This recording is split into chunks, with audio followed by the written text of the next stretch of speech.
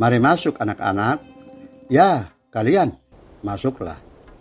Kejutan besar.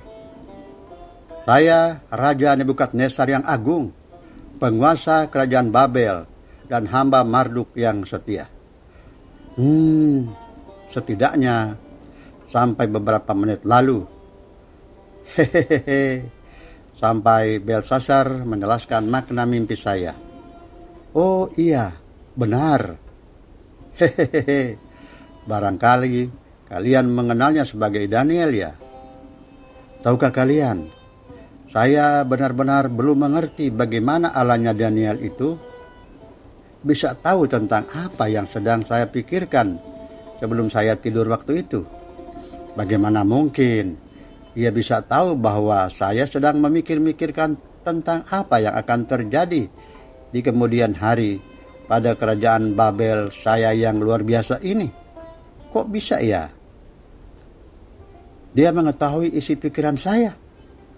Sampai di sini, saya belum dapat mengatakan bahwa saya telah sepenuhnya percaya pada Allahnya orang Ibrani ini. Tetapi, saya benar-benar diyakinkan bahwa Daniel itu ternyata orang bijak yang paling bijaksana dan paling berhikmat dari siapapun juga di sini. Dan bahwa memang Allahnya Daniel benar-benar Allah yang maha tinggi. Makanya saya berusaha agar ia jangan jauh-jauh dari saya. Saya telah menunjuk Daniel sebagai seorang penguasa di Babel ini.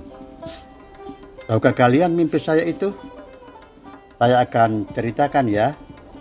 Jadi, saya melihat sebuah patung manusia yang sangat tinggi, yang tingginya mencapai langit. Patung ini terdiri dari 5 bagian. Kepalanya dari emas murni, dada, pundak, dan lengannya dari perak. Perut dan pinggangnya dari tembaga, sedang pahanya dari besi. Sementara kakinya sebagian dari besi dan sebagian lagi dari tanah liat. Yang menurut pandangan saya memang suatu kombinasi yang aneh ya.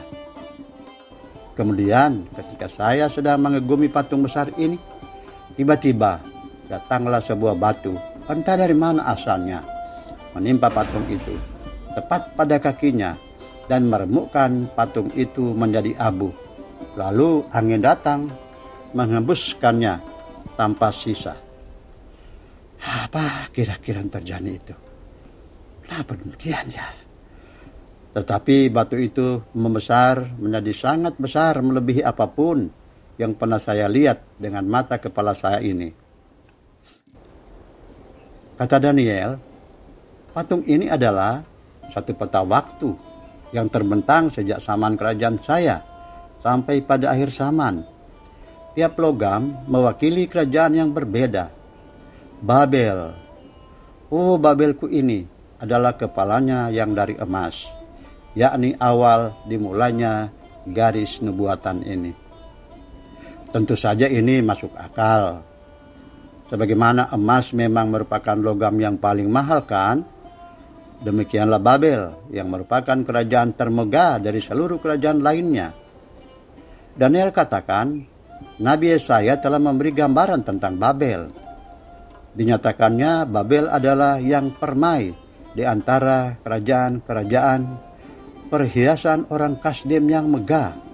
Tepat sekali, Babel telah memiliki sejarah kemasyhuran yang terentang panjang sejak lebih dari 1200 tahun lalu sebelum saya ada, yakni sejak cucunya Nuh yang bernama Nimrod, yang terkenal sebagai pemburu ulung yang menetap di Sinear dan membangun menara Babel. Telah banyak raja berkuasa dari garis keturunan kami, di antaranya Hammurabi yang menyusun seluruh perundang-undangan yang berlaku di Babel. Tetapi kami juga memiliki banyak seteru yang kuat-kuat, misalnya bangsa Asyur dan Kasdim yang pernah mengalahkan Babel dan menjadikan kami budak-budak mereka. Kini, sejak saya memerintah sebagai raja, kerajaan kamilah yang selalu menang. Hebat ya saya, kami sedang hidup di masa keemasan kami.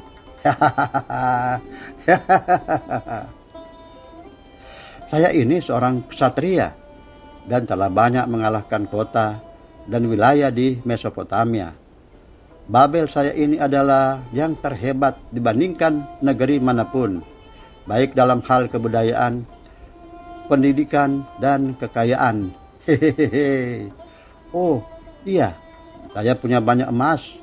Bahkan para imam yang melayani di kuil-kuil kami mengenakan pakaian yang ditenun dengan benang-benang emas.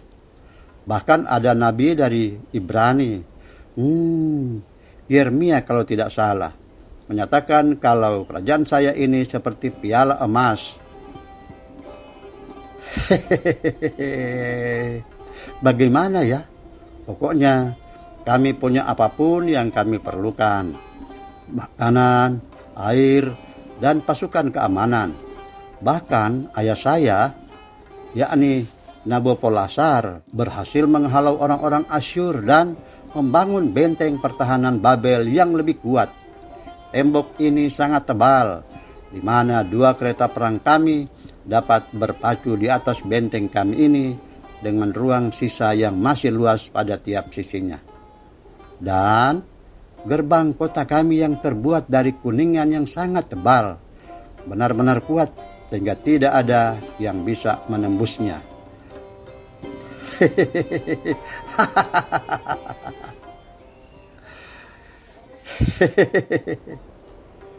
Tetapi Daniel juga menyatakan sesuatu yang mengganggu saya.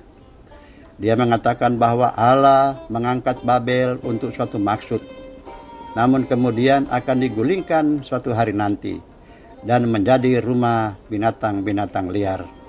Oh, saya tidak suka mendengarnya. Bagaimana nasib 2 istana saya ini nantinya?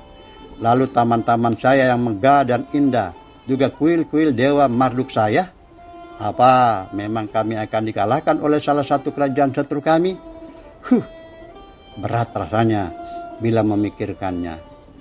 Tahukah kalian, saya selalu berpikir bahwa Babel ini akan terus jaya selamanya. Dan ternyata ini hanya benar sebagian. Babel memang masih menempati hati orang-orang yang sombong dan yang suka melawan Allahnya Daniel, dan yang suka menyembah ilah-ilah dunia ini. Itulah sebabnya Babel disebutkan juga dalam kitab Wahyu sebagai simbol suatu sistem yang hendak mengambil alih kedudukan Allah di bumi ini dan berusaha menyesatkan seluruh dunia dengan ajaran-ajarannya. Sementara itu, kalau Yerusalem menjadi simbol umat Allah. Saya telah mengalahkan Yerusalem dan baitnya dan menjara barang-barang suci dan berharganya. Saya pikir saya lebih berkuasa dari Allahnya orang Ibrani itu. Sekarang, saya pun belajar bahwa ternyata dialah Raja yang maha besar selamanya. Saya pernah memerintahkan hamba-hamba saya untuk membunuh orang-orang yang tidak bisa menceritakan mimpi saya kepada saya. Tetapi Yesus menyerahkan nyawanya bagi umat manusia, supaya kita ini bisa menerima hidup yang kekal. Jadi anak-anak, jangan biarkan dirimu binasa seperti patung dalam mimpi saya ya. Bangunlah, hidupmu di atas batu karang itu, yakni Yesus. Kemudian batu itu tidak akan menimpamu. Terima kasih sudah mendengarkan saya. Banyak hal yang terlintas dalam benak saya sekarang, dan saya mau beristirahat sebentar. Para penjaga akan mengantar kalian keluar. Penjaga,